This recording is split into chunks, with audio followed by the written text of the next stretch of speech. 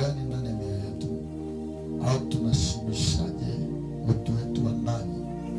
Tunaushibisha kwa namna ambavyo tunasikia, kwa namna ambavyo tunaona, kwa namna ambavyo tunaweza kuwa vile ambavyo tunaweza kusikilizishwa jambo.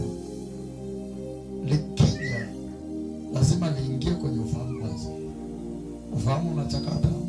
Ufahamu ukiliamini unatupia kwenye moyo. Kwa hiyo likishatupia kwenye moyo, linaenda kujenga kitu kinaitwa ngome. Kwa maana ndicho ambacho umekiamini.